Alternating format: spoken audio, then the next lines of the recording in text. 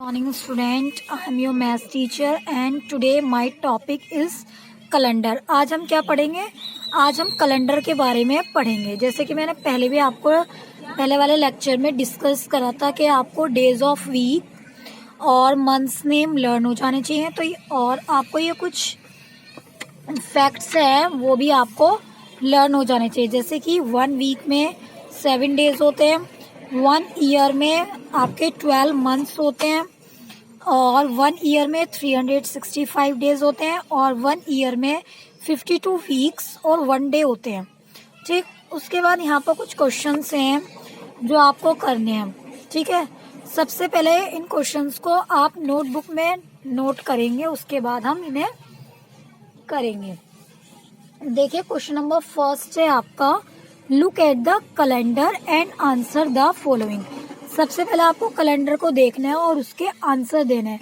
How many days are there in a week. इसमें अगर हम कैलेंडर देखे भी नहीं तो हमें पता है कि 1 वीक में कितने डेज होते हैं। तो आइए पहले हम कैलेंडर देखते हैं।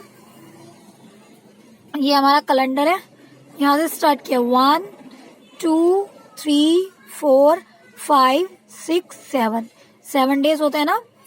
Sunday, Monday, Tuesday, Wednesday, Thursday, Friday. ठीक,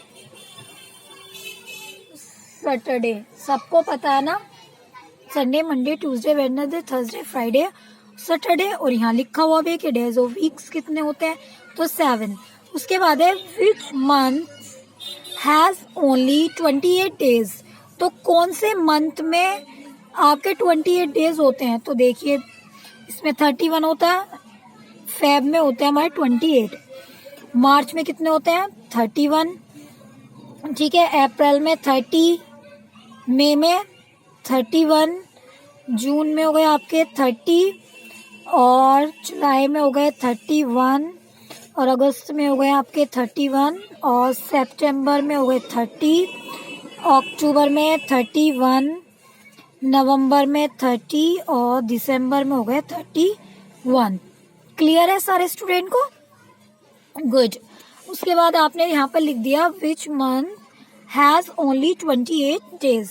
तो फेब में कितने हो गए आपके 28 डेज हो गए। Which months of the year in the given calendar have 5 Saturday.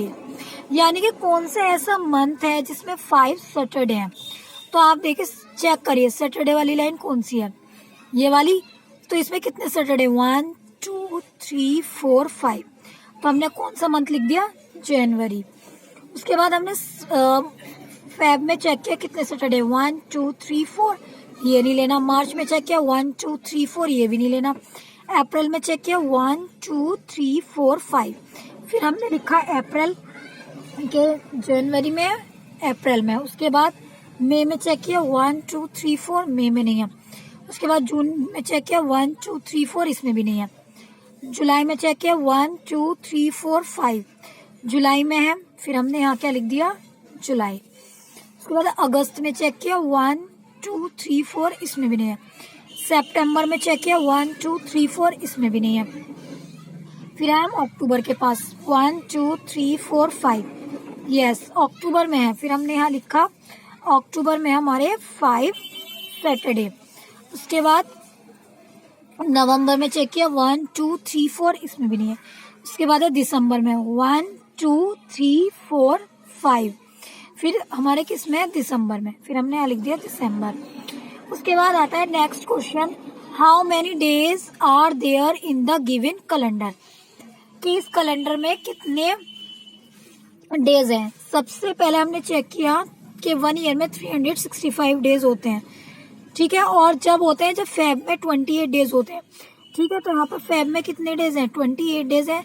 तो दैट मीन्स इस ईयर में कितने आपके वो होंगे डेज, 365। तो आपने आंसर लिख दिया 365 डेज। उसके बाद आ जाइए नेक्स्ट, आपको क्या करना है नोटबुक में। लीप ईयर के बारे में मैंने आपको बताया था कि लीप ईयर होता क्या है। तो सबसे पहले आप हेडिंग लिखेंगे leap year. A year has 365 1/4 days. While making the calendar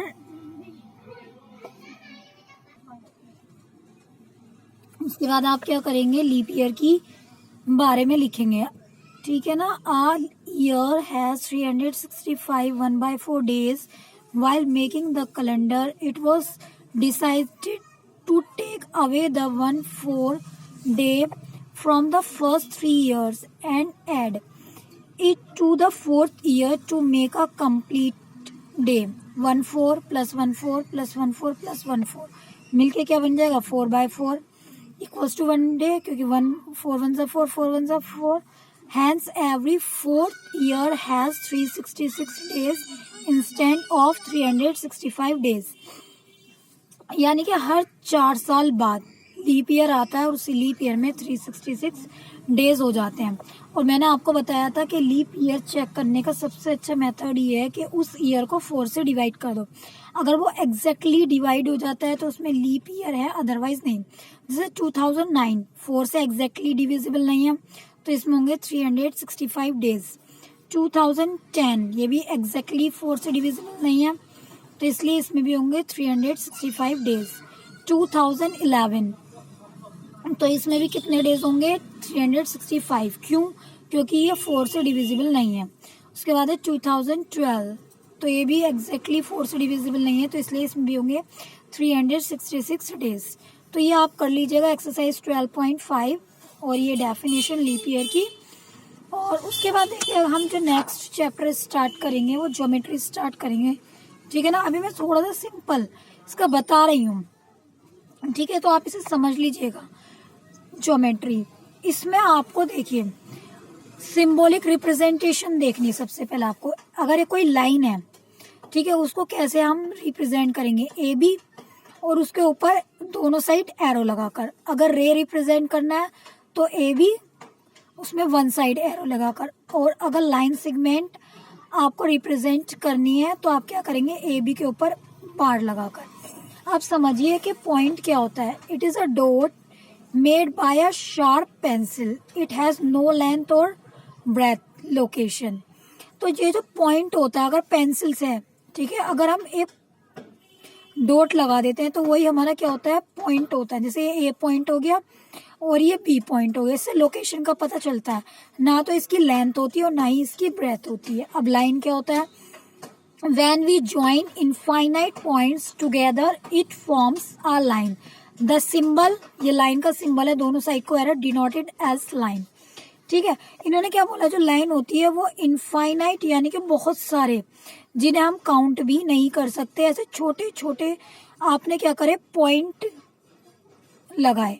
in point को देखो ये इतने पास है कि हम इनको सोच भी नहीं सकते, ठीक है, और इतने सारे हैं ये, इन्हें हम काउंट नहीं कर सकते। तो उसी से मिलके क्या बनी है, ये लाइन बनी है, आपस में ज्वाइंट होकर लाइन बनी है। उसके बाद है लाइन सेगमेंट। तो the part of a line having 2 ends points is known as a line segment. यानी कि एक लाइन का ही पार्ट होता है लाइन सेगमेंट, ठीक है। अगर मैं इसका एक छोटा सा पार्ट ले लूँ, मैंने सपोज करो ये लाइन है, ये इस एरो का मीन्स ये है कि इधर साइड भी बढ़ रही है उधर साइड भी बढ़ रही है। अगर कोई चीज बढ़ रही है दोनों साइड, क्या हम उसे कॉपी पे शो कर सकते हैं, आप कहेंगे मैम नहीं, बट हम एरो के थ्रू ये रिप्रेजेंट करने की कोशिश करते हैं कि ये इस साइड भी बढ़ रही है और इस साइड भी ये बढ़ रही है, ठीक है ना।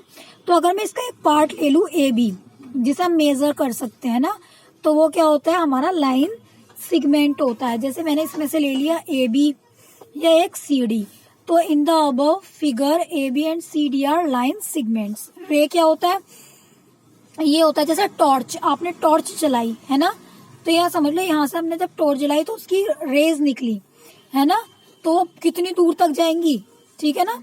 तो ये रे ही होता है। तो आर रे is a part of a line which begins at one point and goes on endlessly in other direction में। ये ओनली वन डायरेक्शन में बढ़ती है।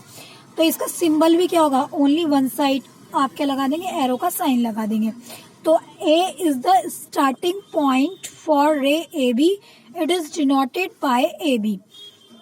तो ये आपको नोटबुक वगैरह में अभी कुछ नहीं करना, सिर्फ आपको ये मैंने समझाया है तो आप इन्हें लर्न कर लीजिएगा बुक में, ठीक है। जब और उसके बाद हम एक्सरसाइज करेंगे तब हम ये आइडेंटिफाई करेंगे कि कौन सी हमारी रे होती है, कौन सी हमारी लाइन होती है और कौन सी हमारी लाइन सेगमेंट हो जाएंगे। आज आपका ओनली तो एक्सरसाइज 12.5 का ही होमवर्क है और लीप ईयर का। अगर किसी को कोई प्रॉब्लम है तो जूम क्लास पर डिस्कस करिए। Thank you.